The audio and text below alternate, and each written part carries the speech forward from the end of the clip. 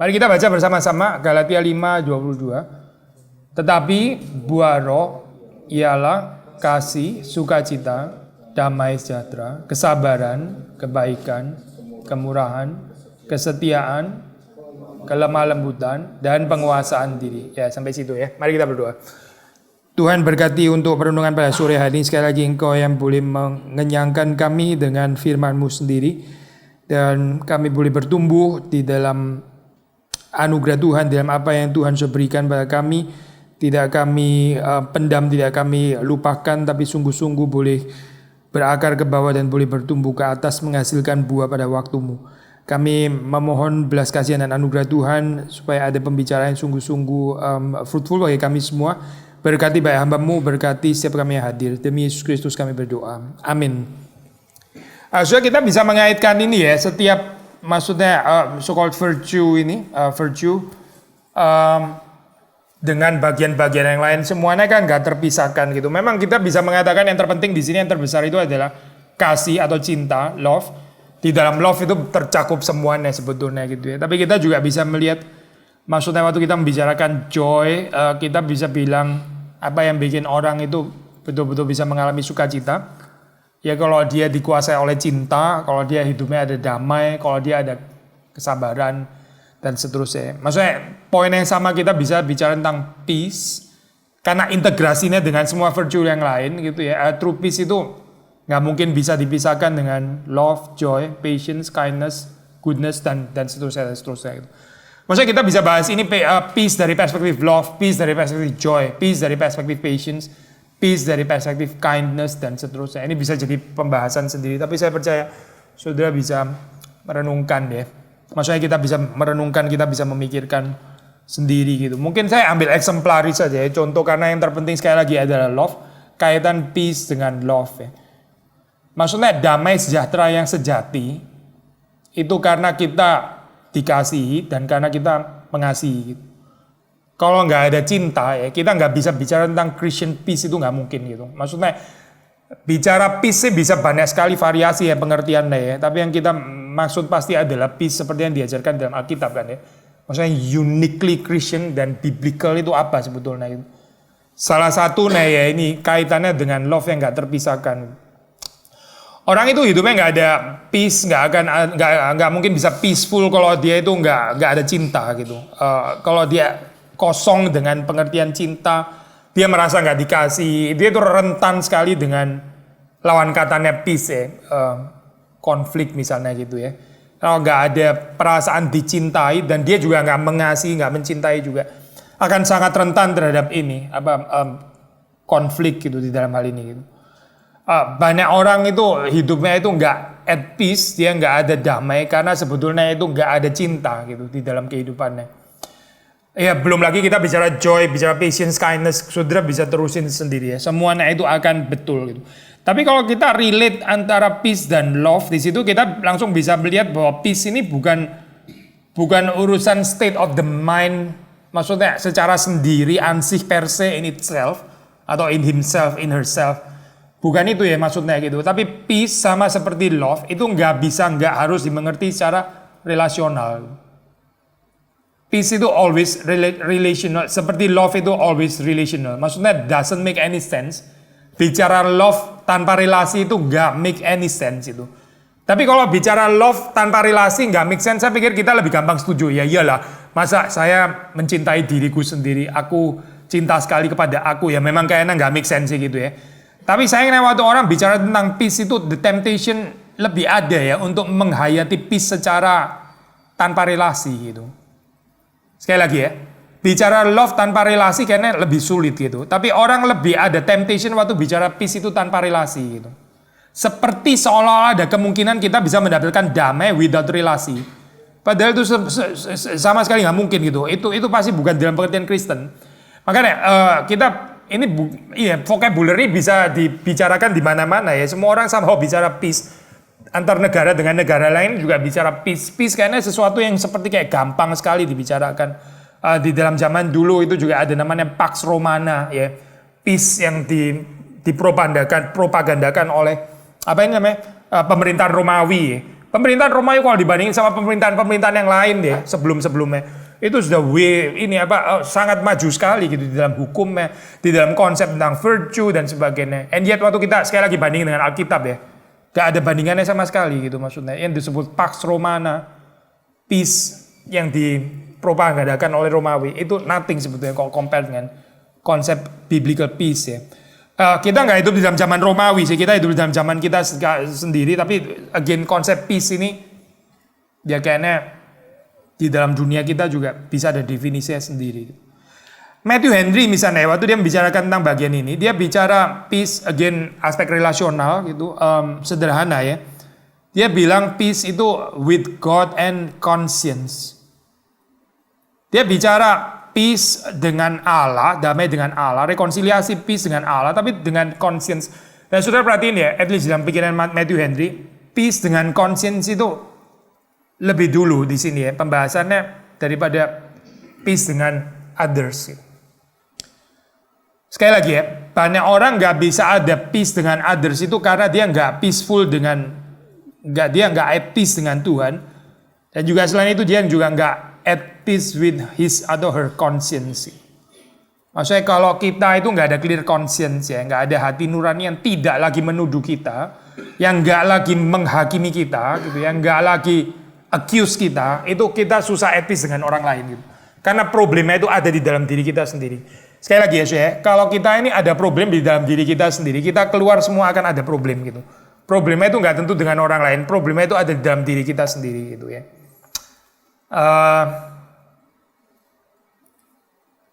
Saya pernah khotbah ini ya, kalau kita punya pengertian yang dalam bahwa Tuhan itu mengasihi kita ya. Firman Tuhan yang itu diberikan teguran sekeras apa, itu kita terimanya itu nggak ada persoalan, malah kita bersyukur gitu. Karena apa? Karena kita tahu kita tuh dikasih oleh Tuhan. Maka ada firman Tuhan menegur keras, nggak ada persoalan gitu. Orang yang nggak bisa ditegur saya dengan firman Tuhan, itu dia nggak mengerti cinta kasih Tuhan sebetulnya gitu. Memang kita bisa bilang orang nggak bisa ditegur karena dia sombong gitu misalnya ya. Karena dia baper, super sensitif dan sebagainya. Ya bisa juga sih penjelasan psikologis sederhana. Tapi kalau penjelasan teologis ya, kenapa orang itu nggak bisa ditegur? Karena dia nggak ngerti cinta kasih Tuhan sebetulnya. Kita ditegur oleh orang yang mengasihi kan lebih gampang terima ya daripada ditegur oleh musuh kita gitu misalnya kan ya. Musuh kita nggak menegur pun kita juga susah terima, apalagi dia negur gitu. Lebih nggak bisa lagi gitu. Tapi intinya adalah pengertian dikasihi dan mengasihi itu presuppose ya, itu mendahului kita bisa terima teguran yang keras dan sebagainya gitu. Sama saya di dalam hal ini ya, waktu kita bicara conscience, kita bicara clear conscience, orang yang clear conscience, hati nurani itu bersih, ya dia nggak ada persoalan dikritik, dinilai, even dihakimi lah atau apa gitu. Tapi orang yang baper dengan dihakimi, dinilai, dia conscience-nya nggak clear itu berarti. Saudara bisa ngerti ya konsep ini ya? Kalau saudara paranoia dengan dihakimi, dengan dinilai, dengan dikritik, saudara paranoia, saudara berusaha menyelamatkan diri dari sana, saudara nggak conscience-nya nggak clear berarti gitu. Karena kalau orang clear conscience, dia itu at peace gitu dalam hal ini gitu. Maksudnya ada keteguran apapun yang mungkin dari Tuhan, dia bisa terima gitu. Kita bisa terima karena itu dari Tuhan. Karena Tuhan mau supaya kita terus bertumbuh gitu. Clear conscience. Ada orang dengar firman Tuhan nggak clear conscience, dia rasa dia terus yang dituduh gitu, dia terus yang di-accuse, dia terus yang disalahin gitu. Ntar khotbah ada singgung Yudas gitu ya, dibilang katanya pendetanya nganggap saya seperti Yudas gitu. Kayak seperti kita lagi persiapan itu bawa pas fotonya dia terus atau gimana. Kita persiapan nggak bawa pas fotonya jemaat satu-satu gitu ya. Ini untuk orang ini, yang ini untuk. Kita persiapan firman Tuhan itu nggak ingat, dan kita nggak tahu ini kalimat melayang kemana. Itu bukan urusannya kita pengkhotbah gitu. Itu urusannya Tuhan, urusannya Roh Kudus mau pakai kalimat itu kemana gitu. Tapi ada orang yang setiap kali dengar firman Tuhan itu berasa selalu dia yang di-attack gitu. Itu orang yang nggak clear conscience berarti gitu. Dia nggak bisa dengar dengan clear conscience. Saudara nangkep ya poin ini ya. Dia selalu in paranoia gitu. Seperti kayak orang menghakimi dia lagi, menghakimi lagi ya. Dia di-attack lagi. Ini berarti nggak clear conscience gitu. Ya, itu ini ya, pendeta Stephen Tong pernah bukan pernah sih, sering actually kan. Dia kan sering tegur ini ya, Pak. Bahaya daripada orang kaya yang meletakkan penghiburan pada kekayaan, tegur tentang orang kaya supaya nggak jadi sombong dan sebagainya ya. Terus kemudian ada orang yang mungkin rasa kaya gitu ya, terus tersinggung gitu. Terus habis itu ada orang sampein gitu. Ada orang sampein, terus Pak Tong bilang, coba tanya dia lagi, memang dia kaya? Memang dia kaya? Menarik ya saya tanggapan kayak gini ya. Maksudnya dengan kalimat itu sendiri sudah satu koreksi yang lain lagi gitu. Lu tersinggung, memang lu kaya gitu maksudnya. Itu sudah semacam kesombongan sendiri kan ya. Sudah sombong, kaya, nggak mau ditegur lagi. Waduh, double, triple, quadruple salahnya gitu. Tapi kalau seandainya dia kaya, beneran kaya, dan orang kaya nggak perlu merasa kaya gitu kan. Tapi kaya, merasa kaya, itu sudah satu problem. Tapi katakanlah kita put aside problem itu ya. Orang kaya ditegur, ya sudah memang untuk dia gitu. Tapi kalau ternyata dia nggak gitu, ya sudah nggak perlu tersinggung juga kan. Nangkep gak saya? Itu orang yang dengar dengan clear conscience namanya. Orang kaya meletakkan penghiburan pada kekayaannya. Lah kalau dia nggak gitu ya sudah nggak usah tersinggung toh. Kalau dia tersinggung, ya berarti memang dia gitu toh. Kalau dia gitu, ya memang perlu ditegur kan. Apapun ya sudah, pokoknya balik lagi ke sana gitu. Ada orang itu sensitif saya dengar firman Tuhan, seperti kayak seolah-olah Tuhan tuh nggak ada puas-puasnya sama sekali dengan dia. Seperti kayak semua kalimat itu adalah satu tusukan untuk dia semua. Berarti dia nggak ada clear conscience waktu dengar firman Tuhan. Kasihan deh saya orang seperti itu gitu. Tuhan mau menyelamatkan, tapi dibacanya Tuhan mau menghancurkan dia gitu. Tuhan membenci dia gitu. Kalau firman Tuhan kan jelas ya konsepnya saya. Barang siapa ku kasih, ku tegur gitu. Kalau Tuhan menegur, itu berarti Tuhan mencintai. Simpel kan ya, soal logiknya kan ya. Yang nggak ditegur, berarti Tuhan juga nggak mencintai gitu. Ini anak-anak gampangnya sudah dibiarin Tuhan, makanya nggak ada teguran lagi gitu. Tapi orang yang nggak clear conscience, kalau saya ditegur, berarti saya nggak dicintai gitu. Berarti nggak clear conscience orang kayak begini saya. Nah, ini saya cuma ambil insight kecil aja saya dari ini ya, Matthew Henry. Karena Matthew Henry cuma bilang peace itu apa sih? Peace itu with God and conscience itu. Kita bicara conscience ini aja, saya sudah bisa bicara panjang lebar di dalam kaitannya dengan peace itu. Orang yang nggak at peace dengan Tuhan, conscience-nya itu terganggu. Jadi perkataan apapun dia rasa di-attack, perkataan apapun dia rasa dia yang diserang, perkataan dia nggak bisa dengar kasih karunia, yang dengar adalah penghakiman gitu. Saya pernah bicara kepada saudara kan ya, kalau kita betul-betul mengerti Injil, di dalam kalimat penghakiman itu sebenarnya berita keselamatan. Saudara masih mengerti ya kalimat ini ya? Kalimat penghakiman yang setajam apapun itu undangan untuk diselamatkan sebetulnya gitu. Tapi orang yang nggak clear conscience nggak bisa dengar ini betul-betul dengan penghakiman. Bukan cuma itu saya, berita Injil pun ditanggapi sebagai penghakiman coba. Jadi penghakiman ditangkap penghakiman, berita Injil pun juga jadi penghakiman juga untuk dia. Jadi dia nggak bisa melihat keindahan Injil. Yang dilihat apa? Semuanya penghakiman gitu. Kenapa? Ya ini nggak ada damai berarti gitu. Dia nggak sedang berdamai dengan Tuhan, dia nggak berdamai juga dengan dia punya conscience. Conscience-nya itu terus menuduh dia karena nggak ada clear conscience. Conscience-nya nggak diselamatkan di dalam hal ini, nggak at peace juga. Baru setelah itu Matthew Henry bicara with God and conscience or a peaceableness of temper and behavior towards others. Pendek sekali saya komentarnya ya. Peace itu apa? With God and conscience or a peaceableness of temper and behavior towards others. Baru ya.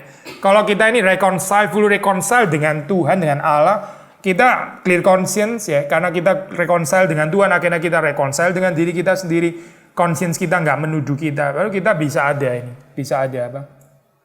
Peaceableness of temper, behavior termasuk dengan orang yang lain itu. Ya banyak orang itu nggak bisa beres pembicaraan dengan orang lain karena dia sendiri nggak at peace dengan Tuhan, dia nggak at peace dengan conscience-nya dia. Sehingga waktu ngomong sama orang lain keluar pisau semua gitu.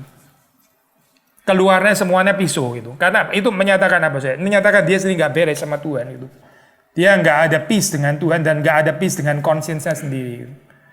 Orang seperti ini saya tipikal kerja apapun semuanya jadi berat gitu ya. Ntar misalnya ada orang telepon dia sudah berasa di-attack duluan gitu. Kenapa saya kurang apa lagi gitu. Loh mau ngomong apa coba gitu kan ya. Mau tanya kabarnya gimana tapi dia sudah berasa di-attack duluan. Tanya kenapa saya mau diomelin apa lagi. Sudah nggak ada, ini orang paranoia gitu. Nggak bisa melihat anugerah Tuhan. Kenapa ya? Ya nggak ada peace ya, nggak ada peace. Peace kalau sama ya seperti buah roh pembicaraan saya komplit ini ya 9 yang lain. Itu anugerah Tuhan ya, itu the fruit of the spirit. Maksudnya itu bukan sesuatu yang kita apa ini namanya ya, kita usahakan, apalagi kita kembangkan, cultivate lah atau apa gitu ya. Tanggung jawab kita itu adalah dipimpin oleh Roh. Kalau hidup kita dipimpin oleh Roh, ya, Roh itu akan menghasilkan itu. Itu hasil produksinya Roh, bukan hasil produksinya kita gitu. Kita nggak mungkin bisa produksi itu gitu. Kecuali Tuhan sendiri yang memberikan itu, baru kita bisa bicara tentang ini apa buah Roh, ya, itu love, joy, and peace. Setelah itu kemudian menyusul patience dan selanjutnya ya.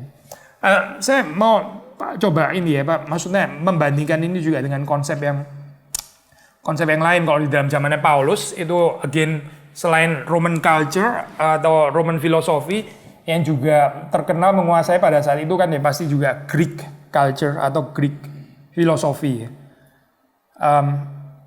Greek philosophy ada semacam konsep yang mirip dengan ini, dengan peace atau eirene orang Kristen, yaitu konsep yang disebut ataraksia ya, ataraksia itu di dalam filsafat stoicism, orang stoik itu sangat penting.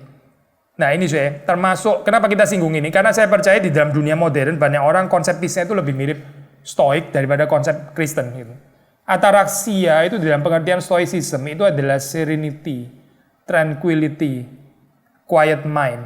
Ya, sounds familiar ya Peace itu apa? Peace, serenity itu apa ya terjemahan bahasa Indonesia ya? Serenity apa ya? Ya, ketenangan gitu ya. Apa ya?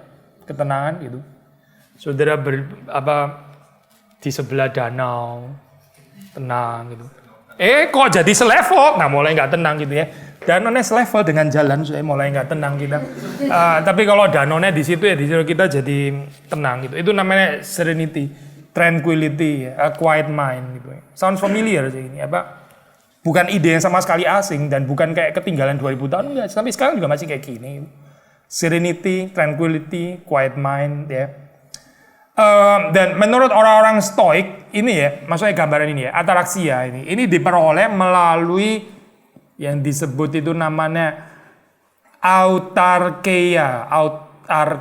Autarkeia itu apa kalau terjemahan bahasa Inggris ya, self-sufficient independence.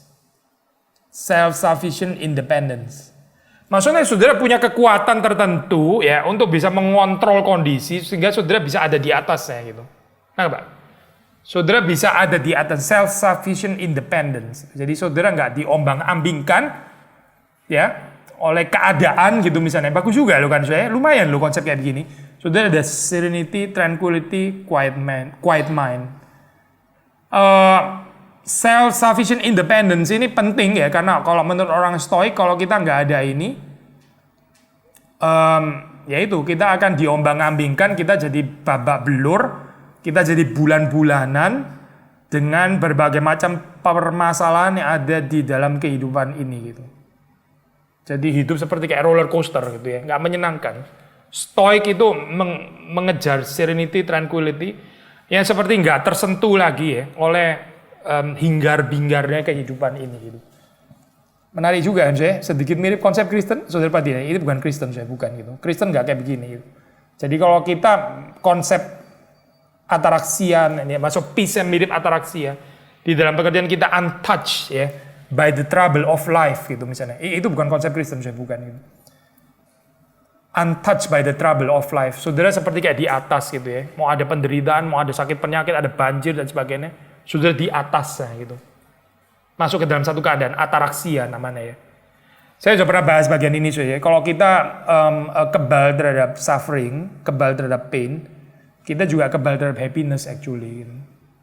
Orang yang kebal terhadap pain, suffering, dia kebal terhadap happiness. Gitu. Ya, itu harga yang mahal sekali ya yang harus dibayar gitu. Kalau sudah membaca di dalam Alkitab itu bukan itu bukan. Karena kalau sudah baca Mazmur misalnya, itu sangat realistis. Orang yang painful disediakan lamentasi. Gitu. Dia boleh keluar air mata, dia boleh menaikkan ratapan di hadapan Tuhan. Bukan kayak orang stoik mencapai ke ataraksia gitu. Dan kalau dia bersuka cita, dia boleh bersyukur gitu. Dia boleh bersyukur, dia mengekspresikannya dengan ucapan syukur. Jangan tidak senyum gitu ya, jangan takut tertawa terbahak-bahak karena itu dianggap terlalu kurang ataraksia gitu, kurang anggun dan sebagainya. Maksudnya jangan terlalu uraan gitu misalnya. Jadi kita mesti agak anggun senyumnya. Sebatas derajatnya Mona Lisa saja. Stoik. Kekristenan bukan mengajarkan itu. Tetapi lalu apa sih? Kalau di dalam pikiran orang Yahudi, sekali lagi ya. Tadi saya antisipasi sih sebetulnya konsep ini. Peace di dalam pengertian orang Yahudi di dalam perjanjian lama dan sebagainya. Itu adalah perfection of relationship. Kesempurnaan hubungan-hubungan atau relasi-relasi di dalam situasi apapun gitu. Jadi bedanya apa sih dengan Stoik? Seperti ada kemiripannya juga. Kemiripannya seperti kayak nggak tertelan, nggak terhancurkan oleh circumstance gitu kan ya. Nggak diombang-ambingkan oleh keadaan. Di dalam hal ini Stoik dan kekristenan seperti ada miripnya gitu. Tapi kalau Stoik jalannya lain dengan jalannya kekristenan. Kita nggak terombang-ambingkan oleh circumstance, kondisi karena apa? Karena ada kekayaan relasi.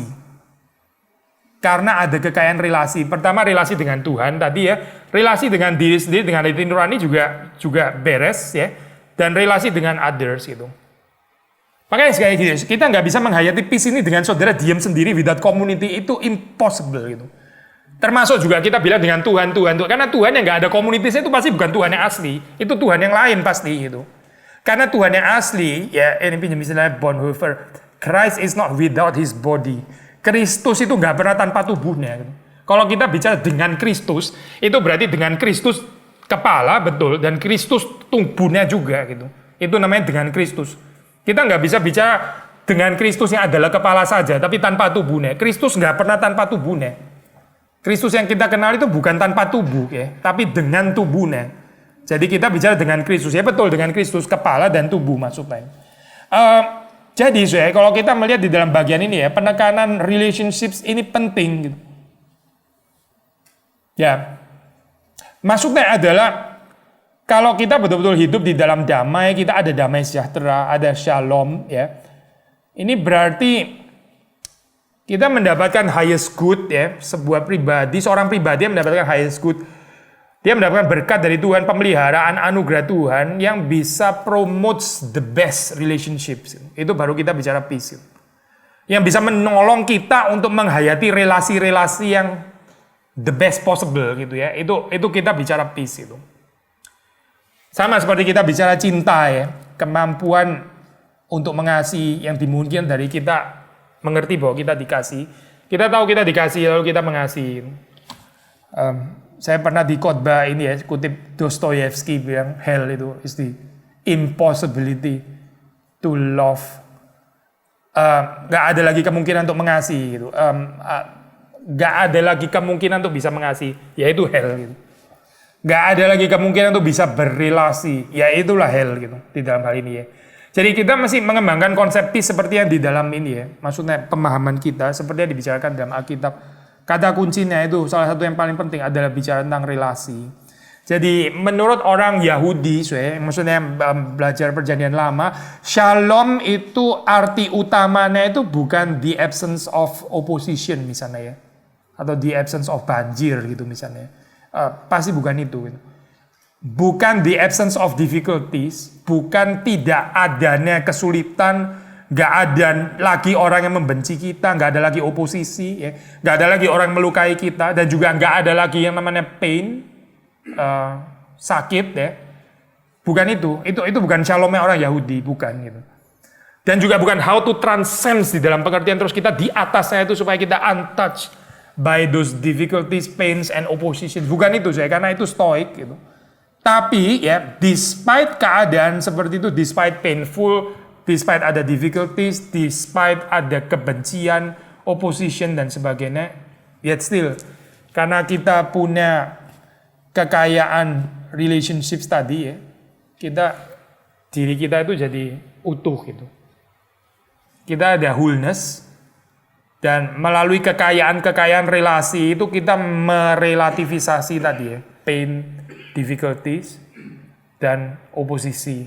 Ya, sekali lagi ya, kekayaan relasi itu merelativisasi. Waktu Alkitab termasuk bicara tentang kalimat ini ya, damai sejahtera yang melampaui akal. Ya, itu bukan di dalam pengertian kita jadi nggak ada lagi trouble of mind gitu. Bukan ya, saya bukan. Karena nggak realistis, nggak ada trouble of mind itu nggak realistis.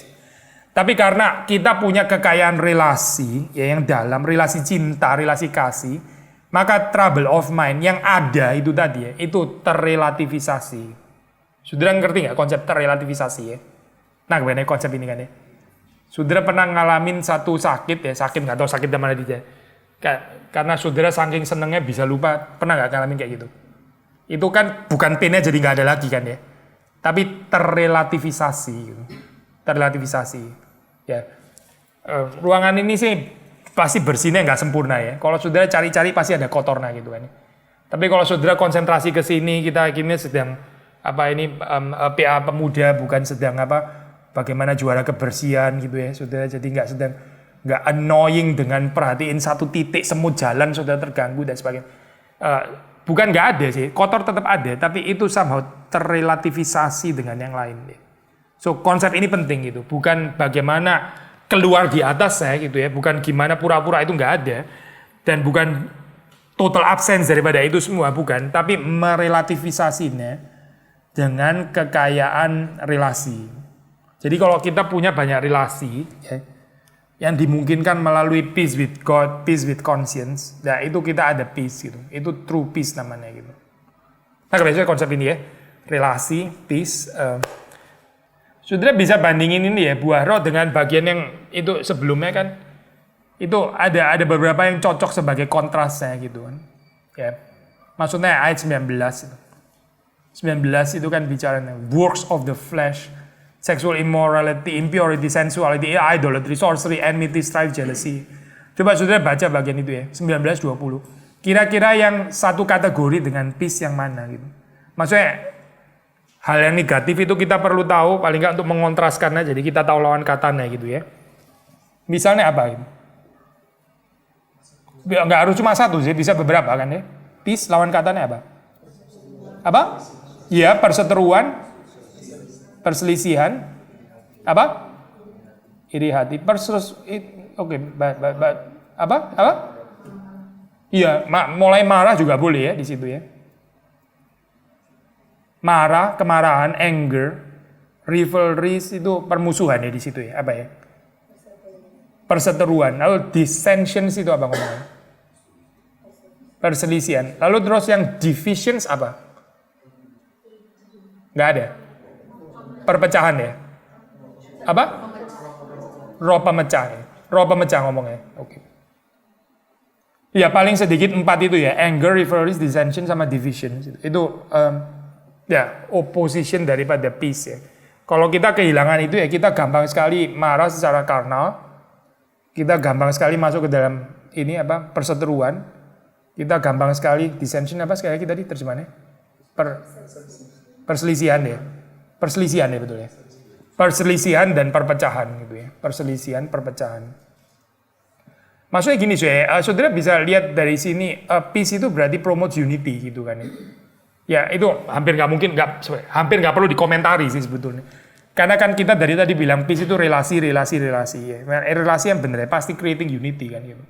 Itu garanti adanya satu unity gitu. Lawan katanya ya itu divisions, fragmentasi, perpecahan, disensi, dan seterusnya. Tapi sekali lagi kalau boleh teganin bagian ini ya, sebelum kita berselisih dengan orang lain, sudah ada perselisihan di sini dulu gitu.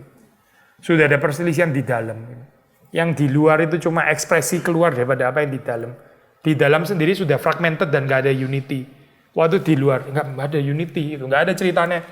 Di dalam fragmented terus kemudian orang lain united, nggak ada ceritanya gitu. Itu impossible. Jadi dalam hal ini seperti yang dibilang Matthew Henry ya, despite komentar yang sangat ringkas, sederhana, with God and conscience, with God and conscience itu penting. Ya, ada tambahan?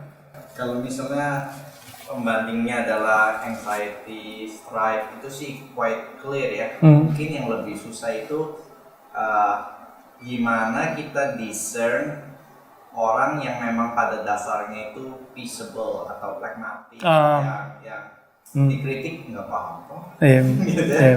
Diapain juga nggak apa-apa. Iya. Dia nggak nyerang balik, dia nggak ini. Tapi itu kan sebenarnya bukan true peace. Iya. Cuman apa ya? Flagmatic itu tadi. Ya, Ya. inner character. Iya, iya. Waktu kita bicara buah roh pasti kita bicara yang supernatural gitu pasti kan ya. Karena again kita bisa membicarakan karunia Roh Kudus dalam pengertian yang common grace yang menahan kejahatan. Orang bisa kayak punya semacam natural virtue, kebajikan-kebajikan yang di dalam batas anugerah umum itu, tapi tetap bukan dalam pengertian yang supranatural gitu. Ya salah satu yang bisa jadi cek ya ini apa teman-temannya gitu ya, love, joy, patience, kindness, goodness, faithfulness. Again, kalau true peace itu berarti orang itu dia ada peace karena ada relationship of love gitu ya dalam hal ini gitu.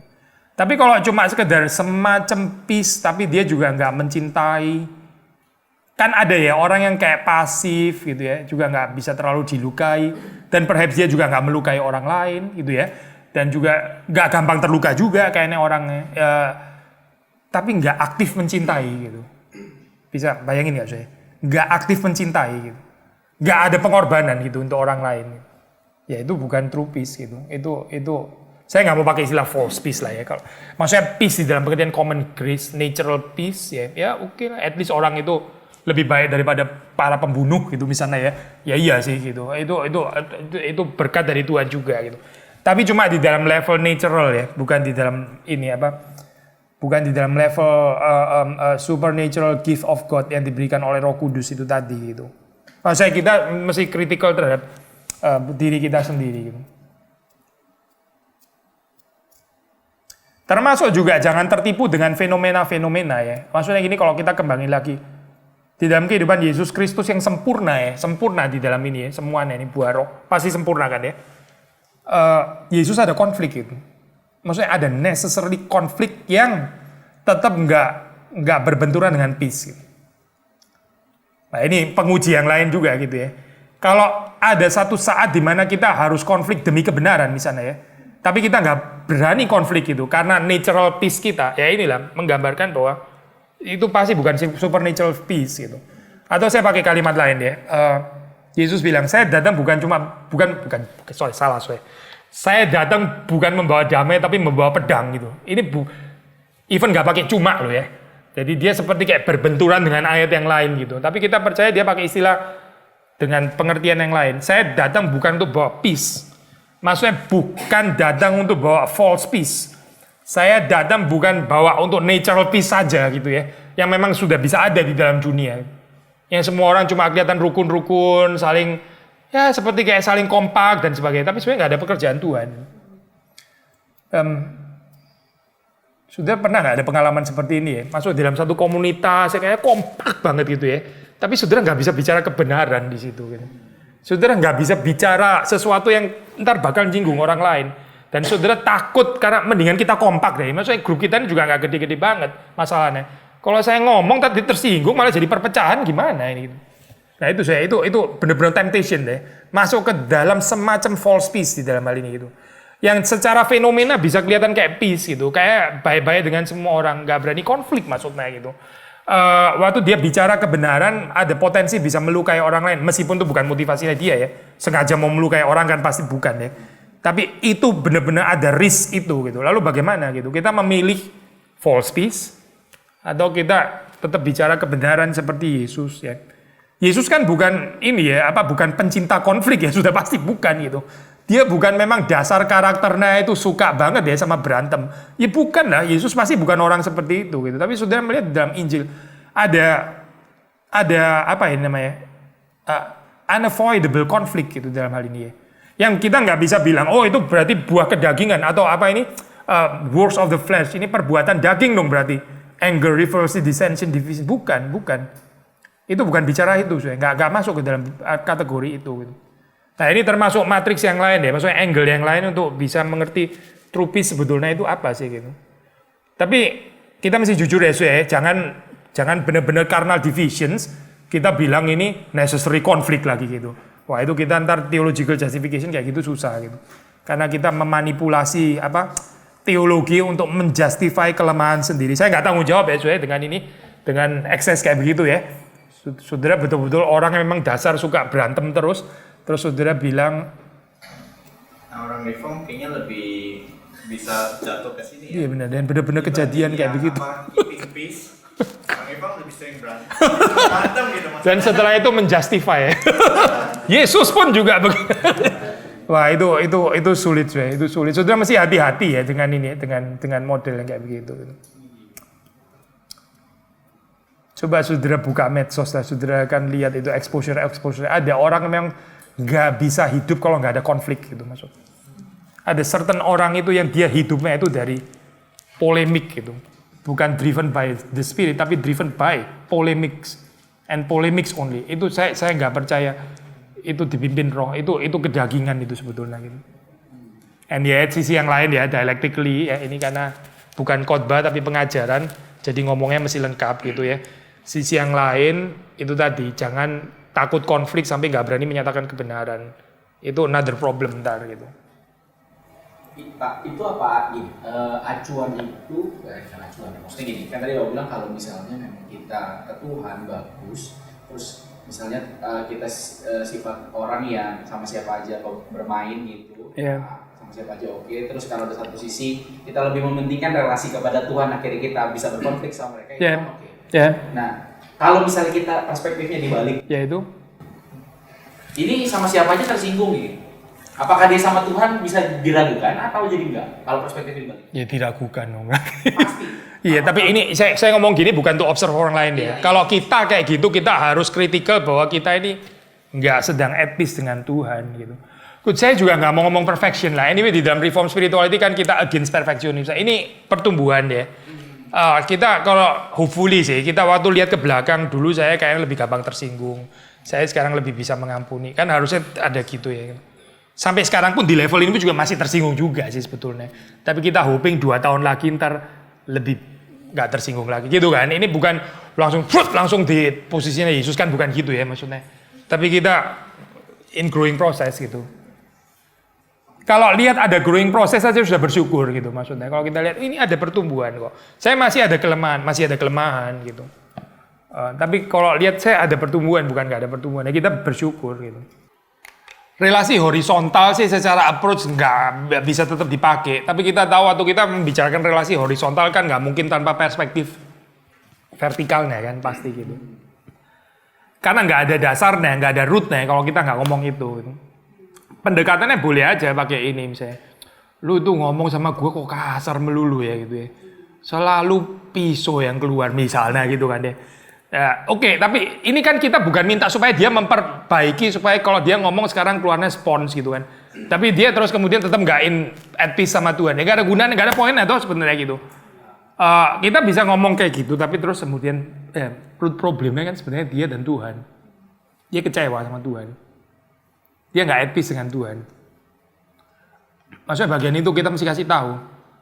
Kalau bagian itu kita nggak berani kasih tahu, dan perhaps kita itu yang tadi itu, false peace itu tadi. Saya cuma jaga relasi doang, saya nggak berani konflik sebenarnya. Pak, kan ada juga firman Tuhan bilang, berbahagialah orang yang membawa damai sejahtera karena mereka disebut anak Allah. Jadi kan di awal Pak Billy bilang, peace itu bukan sesuatu hal yang kita usahakan gitu. Buah dari pertumbuhan kita dengan Tuhan.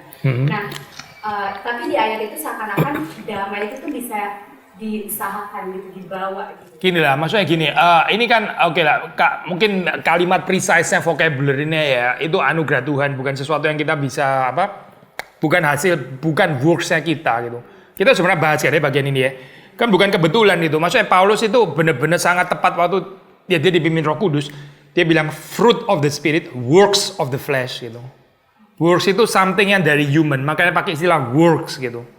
Tapi ini fruit. Kamu kan bukan kamu kan yang berbuah gitu. Ini Roh Kudus memberikan buah. Kalau bicara flesh, nah itu karya lu gitu. Itu perbuatan lu. Perbuatanmu itu ya itu kedagingan yang itu benar-benar dari lu gitu kan ya. Tapi kalau yang fruit of the spirit itu bukan your work. Makanya nggak pakai istilah work of the spirit. Tapi pakai istilah fruit of the spirit, dan juga nggak pakai istilah fruit of the flesh gitu misalnya, atau fruit of yourself gitu misalnya. Enggak, ini fruit. Pertama fruit bukan works, kedua juga the spirit, maksudnya bukan kita gitu. Jadi saya pikir bagian inilah ya, cukup ya gitu. Maksudnya penekanan bahwa itu tuh betul-betul bukan dari kita ya. Tapi gini, anugerah Tuhan one thing, kita diundang untuk hidup seperti Kristus kan. Maksudnya saya pinjam bahasanya Yohanes, saya di dalam Kristus, Kristus dalam saya gitu. Kalau saya nempel dengan Kristus ya akan produce juga kan maksudnya. Tapi bukan saya yang produce katanya Paulus, melainkan Kristus yang di dalamku kan gitu kan istilahnya gitu. Tapi saya kalau di dalam Kristus, Kristus di dalam saya ya pasti akan keluar itu kan mestinya gitu. Nah, di dalam kaitan itu, kita bicara Matius khotbah di bukit, maksudnya berbahagialah mereka yang membawa damai gitu. Maksudnya itu karakter anak-anak Allah, yang punya identitas anak-anak Allah, itu ditandai dengan menjadi pembawa damai gitu. Menjadi pembawa damai itu apa sih? Menjadi pembawa damai itu maksudnya jadi mediator gitu.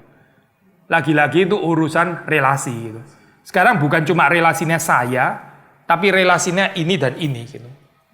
Jadi saya itu menengahi konflik. Itu saya membawa damai ya. Pertama membawa damai itu orang ini berseteru dengan Allah. Kalau saya pembawa damai, saya di tengah gitu. Seperti Yesus mendamaikan Allah dan manusia. Saudara tahu ya apa artinya mendamaikan Allah dan manusia, tahu kan ini artinya apa? Apa sih artinya? Apa artinya mendamaikan Allah dan manusia itu apa maksudnya? Iya betul. Ya, bukan berdoa Tuhan, lu kok gitu sih, bukan itu ya. Ini ya memang pasti Tuhan murka, orang ini orang berdosa kok gitu. Ini bukan itu artinya mendamaikan Allah. Ini problem ada pada manusianya gitu. Jadi kita bicara kepada manusia supaya dia berdamai dengan Allah, gitu kan ya. Well, oke sih di dalam Alkitab memang juga ada ayat-ayat to make things more complicated. Dan Tuhan bicara kalimat itu, Tuhan jangan gitu dong sama Israel gitu kan.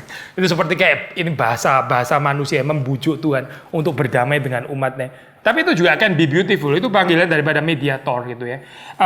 Cuma kalau dari perspektif maha pengetahuan Tuhan, maha tahu ya Tuhan anyway sudah tahu juga termasuk bujukan Musa. Itu kan juga terjadi semua di dalam pimpinan kedaulatan Tuhan, gerakan dari Tuhan. Makanya dia bisa ngomong gitu kan. Bukan Tuhan tergerak sama bujukannya Musa, itu clear lah bagian dalam hal ini. Tapi sekali lagi ya, dimensinya lebih luas lagi kalau kita pakai ayat itu karena relasinya di sini adalah relasi yang di luar saya gitu. Saya sih at peace ya dengan Tuhan, dengan sesama. Tapi ada orang yang nggak at peace dengan Tuhan, ada orang yang nggak at peace dengan orang yang lain. Kalau saya membawa damai ya berarti saya menciptakan itu ya. Again, to promote the best possible relation. Promote the best possible relation. Maksudnya dunia kita ini sangat penuh konflik, penuh dengan orang yang paranoia, saling curiga satu dengan yang lain ya. Saya kalau boleh ini ya pakai kontrasnya itu, lawan katanya pembawa damai itu apa? Supaya kita tahu ya. Apa? Lawan katanya pembawa damai itu apa? Pembawa kompor. Tahu nggak sih saya? Ada orang itu suka ngomporin, itu betul-betul lawan katanya pembawa damai itu, penghasut. Itu lawan katanya pembawa damai. Ada orang ya, setiap kali bicara sama orang selalu bicara kelemahan orang lain gitu. Sekali lagi ya, ada orang bicara sama orang lain ya, dia bicara kelemahan orang itu. Ntar bicara sama dia bicara kelemahan yang ini. Itu betul-betul evil saya orang itu. Itu bukan anak Allah, maksudnya bukan karakter anak Allah, itu penghasut namanya. Dan kita juga bisa punya kelemahan seperti itu ya. Tapi kalau kita ditebus oleh Kristus, kita mesti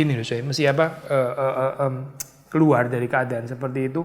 Maksudnya itu mesti makin lama makin gak menarik untuk kita. Gitu. Tapi di dalam kekanak-kanakan orang itu bisa suka jadi penghasut. Jadi di mana-mana ya, seperti kayak ngomporin selalu ada menebar kecurigaan, distrust dan ya gitulah, ketidakpercayaan dan seterusnya. Sehingga orang itu at conflict with each other gitu. Saudara dipanggil bukan dipanggil cuma hanya jangan membawa konflik gitu ya. Itu tulo untuk kekristenan. Saudara dipanggil untuk membawa damai, itu berarti aktif gitu. Sudah ada konflik, terus kita masuk di dalamnya dan kita membawa damai.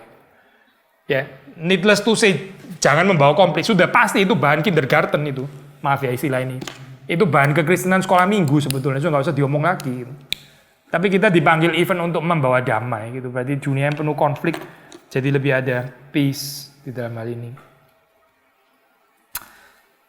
Kadang ini saya orang suka pakai ilustrasi ini ya, waktu pembawa damai itu ada orang pakai ilustrasi itu seperti kayak shock breaker. Sudah tahu shock breaker?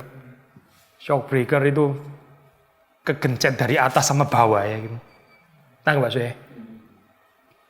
Dia ketekan dari atas dan dari bawah juga ketekan gitu. Jalan yang rusak menghancurkan dia, mobil yang beratnya juga hancurin dia gitu. Nah, kalau saudara melihat kehidupan yang Kristus ya itu benar-benar itu yang terjadi kan ya. Dia hancur di tengah gitu. Betul-betul hancur di tengah. Allah murka. Kan? Manusia juga nggak ngerti dia juga. Dia bicara tentang kebenaran, dia bicara Injil, nggak ngerti juga manusia gitu. Jadi dia ditelanjangi, dia dipaku, dia diludahi dan sebagainya. Dari atas Allah juga murka juga gitu. Betul-betul kecepit di tengah. Ya itu panggilan Kristen gitu. Masih mau jadi Kristen. Ya, tapi ini Kristen yang asli yang kayak begini, saya. Kristen yang asli gitu. Kan kita tadi nyanyi mengikuti Yesus kan. Jadi jangan berbohong dengan lagu itu tadi gitu. Ada mention mengenai positif, maksudnya dalam hal misalnya tiap kali berkumpul dengan suatu komunitas dia membicarakan orang lain gitu. Apakah tidak ada tempat atau ada tempat di mana mungkin ya di dalam satu perkumpulan itu membicarakan kebutuhan orang lain?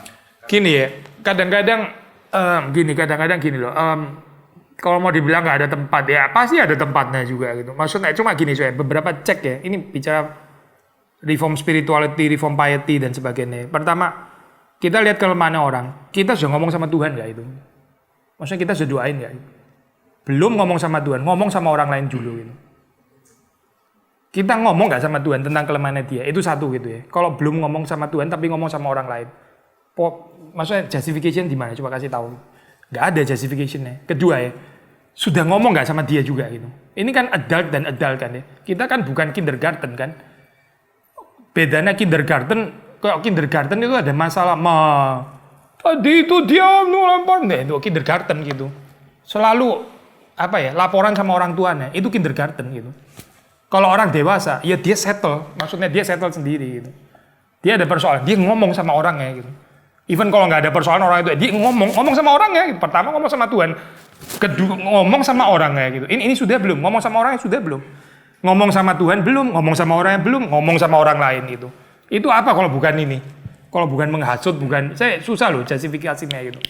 Nah Pak poin ini ya, ini untuk kita semua maksudnya, juga untuk saya. Gitu. Kadang kita belum ngomong sama Tuhan, sudah ngomong sama orang lain dulu. Ngomong sama Tuhan dulu lah gitu. Bukan segala sesuatu mesti confidential, bukan itu ya poinnya gitu. Bukan celebrate ketertutupan, bukan gitu. Tapi ngomong sama Tuhan dulu, Tuhan yang paling bisa rubah kan. Kadang-kadang ya, ini fenomena kayak begini, cuma menyatakan kita itu nggak kuat tanggung bebannya orang lain. Nangkep Pak saya?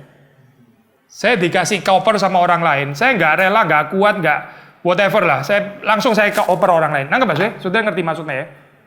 Saya dikasih beban, ini kan beban kan? Tahu kelemahan orang lain itu kan beban kan? Betul kan saya? Saya nggak mau jadi nggak mau jadi penampung, jadi langsung saya oper ke orang lain gitu, langsung.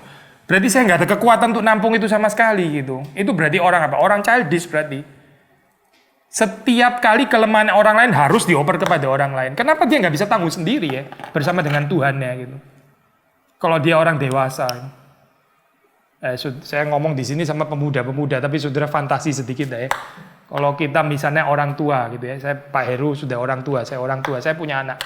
Saudara pernah ini nggak sih, anak nakal terus habis itu dia ngejelek-jelekin anaknya ke tetangga gitu, itu kan lucu ya kayak gini. Saudara bisa bayangin nggak sih lucunya gitu maksudnya? Lucu yang nggak lucu gitu maksudnya. Terus saudara sebagai anak saudara itu, papa gua ini bicarain gua di pesta, jadi semua orang tahu ya kelemahan saya, dibicarain saya lagi gitu. Itu kan orang tua yang nggak bisa tanggung kelemahan anaknya, nangkep nggak sih poinnya? Bukan berarti orang tua harus protektif, super protektif, nggak boleh membicarakan kelemahan. Ini saya bicara ekstrim maksudnya ya. Tapi orang tua itu kita expect kalau dia normal, dia tahu anaknya pula kelemahan, sudah dia simpen dong kelemahan itu. Dia take care gimana dia memperbaiki kelakuan anaknya, kan gitu kan harusnya. Masa dia lihat anaknya langsung diomongin ke tetangga-tetangga. Wah anak saya tuh gini-gini. Ternyata bukan cuma anak, istrinya pun juga diomongin. Suaminya pun diomongin, wah kacau ini. Gak ada kekuatan tuh tanggung kelemahan orang yang paling dekat dengan dia gitu. And yet kita kan one big family ya, betul kan ya? Kita ini family kan ya. Kalau kita family kita mesti saling tanggung kelemahannya anggota keluarga yang lain dong. Gak bicara sama orang-orang kepercayaan lain. Lucu gak sih saya? Itu yang dibilang Paulus waktu dia bicara sama jemaat Korintus. Lu ini ada persoalan, lu datang kepada hakim orang yang nggak percaya, lu tuh malu-maluin bener. Kan gitu ya ibaratnya. Sudah tahu nggak ada ayat kayak begitu? Kamu sendiri nggak bisa settle urusan lu sendiri. Kita ini orang percaya. Kita ini akan menghakimi para malaikat. Lu tahu nggak sih menjadi hakimnya para malaikat? Lu urusan gini aja nggak bisa beres sendiri. Lu cari hakim orang nggak percaya gitu. Malu-maluin bener kayak gini. Berarti maksudnya apa? Ya itu nggak bisa tanggung kelemahan orang lain dibicarakan kepada yang lain yang sebetulnya bukan dia harusnya yang tampung kelemahan itu. Kita yang harusnya tampung kelemahan itu. Nah itu kalau sudah mengerti ini. Ya, kita jadi kita towards kedewasaan gitu. Kita menuju kepada kematangan berarti gitu. Kalau di Western mungkin lebih gampang ya. Maksudnya, kalau yang ngomong ke Tuhan kita bisa lakukan lah, semua orang bisa. Tapi kalau ngomong ke orangnya langsung di timur misalnya dosen atau superior gitu ya. Di timur susah ya. Memang susah. Paling enggak ya ngomong sama Tuhan, suruh Tuhan kasih tahu. Tuhan kasih tahu lewat saat teduhnya.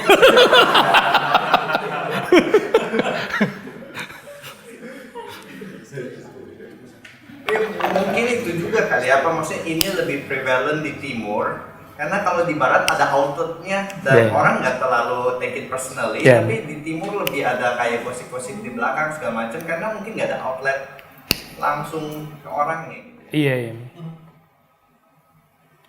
Ya cuma again memang gini sih panggilannya supaya nggak misunderstood ya, bukan dari timur terus kita jadi lebih barat, lebih saklek dan sebagainya, lebih saklek sudah tahu ya maksudnya gitu ya. Saklek itu bahasa Belanda, sak itu the thing gitu ya, barangnya, halnya sendiri. Saklek itu maksudnya lawan katanya personlek. Kalau person itu jadi personally gitu kan ya, jadi personal gitu. Ini saklek jadi halnya sendiri gitu. Kita kayaknya memang susah sih bedain antara hal dan person gitu ya. Karena opininya orang itu juga personnya dia, kalau di timur etis kan kayak gitu kan. Susah di separate gitu. Tapi intinya yang kita mau ngomong adalah ini ya, kita balik ke Alkitab lah gitu. Karena kita percaya di barat juga ada problemnya sendiri pasti gitu. Ada problemnya sendiri dengan saklekness itu ya. Saklek hate itu sendiri ada persoalannya sendiri gitu. Jadi kita bukan mau ke sana tapi kita lihat Alkitab itu apa gitu. Alkitab bilang gini ya, keindahannya itu kita bisa jadi komunitas yang saling menegur. Itu bisa terjadi kalau kita bisa make sure ini adalah a loving community gitu. Betul gak? Kalau kita bisa make sure ini adalah komunitas yang saling mencintai, maka di dalamnya juga the good news ya. Boleh saling melukai, boleh saling, karena melukai juga ada pengampunan dan gak ada persoalan. Ini loving community kok gitu loh. Saudara nggak harus hati-hati banget ngomongnya ya. Tersalah ngomong melukai orang gimana gitu ya. Itu aduh stres bener kayak gitu. Tapi kalau kita hidup dalam loving community kita ngomong ya sudah biasa. Ternyata salah ngomong ya sudah saya minta maaf. Minta maaf gimana? Ya dia akan mengampuni gitu kan ya. Tapi kalau dia yang salah, ya saya yang mengampuni gitu. Dan termasuk juga di dalamnya ini, komunitas yang loving adalah komunitas yang jadi bebas untuk menegur. Gitu. Kalau saya hidup di dalam relationship of love, itu the good news adalah saya boleh saling menegur gitu. Jadi kenapa ada budaya yang nggak bisa terima teguran? Karena kurang cinta. Balik ke situ lagi itu buah roh yang pertama. Yang pertama disebut itu cinta gitu. Kalau nggak ada cinta semuanya rusak gitu. Nggak ada teguran, nggak ada kritik, nggak ada penilaian, semuanya nggak mungkin gitu. Semuanya orang-orang sensi semuanya gitu. Kita juga jadi ikut sensi juga. Maksudnya ngomong mesti hati-hati banget gitu ya, takut ngomong dan seterusnya gitu. Itu komunitas paranoia gitu. 2 minggu yang lalu kan pada nonton yang film Farewell itu ya. Itu memang ada tegangan itu. Filmnya ini tentang ini.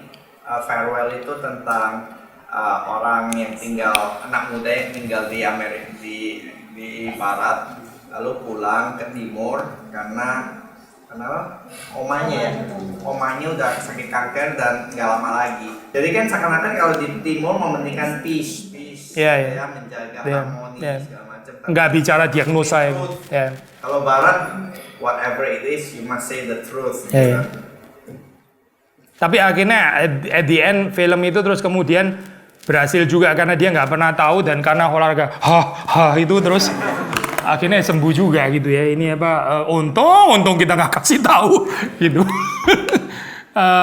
Saya nggak tahu ya, itu propaganda culture timur juga kayaknya gitu, against ini apa, against barat. Maksudnya kita juga bisa baca message-nya, lies is okay, pada akhirnya bisa konstruktif juga, karena ini nggak kompleks sih kayak gini ngomongnya. Karena ini kan bukan sesuatu yang statis ya, maksudnya keadaan dia sakit, you tell the truth, ini kan bisa shift ke arah kesembuhan. Dan ternyata kalau dia shift yang ini tadi, truth jadi lies, dan lies bisa jadi truth karena dia akhirnya sembuh juga gitu. Maksudnya itu angle yang menarik sih kalau misalnya kita benturinnya antara barat dan timur gitu. Cuma gini sih, kalau balik ke contoh itu lagi ya, bukan berarti kita nggak kasih tahu seperti kayak langsung kategori lies dan sebagainya, itu kan ini ya agak kaku juga sih ngeliat. Sometimes kita nggak kasih tahu juga bukan karena kita nggak truthful, tapi karena bisa because of love juga kan. Maksudnya kita nggak harus kasih tahu semuanya. Kadang-kadang kasih tahu semuanya juga bisa jadi kejam ya. Kompleksitas ya maksudnya. Yesus waktu di atas kayu salib dia tahu semua sih. Oh, ini orang-orang salahnya apa nggak tuh? Dan dia nggak sedang list ya. Kamu nomor 1 ini, kamu nomor 2 ini. Nggak ada pembicaraan itu di atas kayu salib. Maksudnya yang dia bilang adalah Bapa ampunilah mereka tidak tahu apa yang mereka perbuat. Itu yang Yesus ngomong. Maksudnya itu kind of cover gini ya. Apakah itu lies? Itu bukan lies sih gitu. Itu covering namanya. Ya.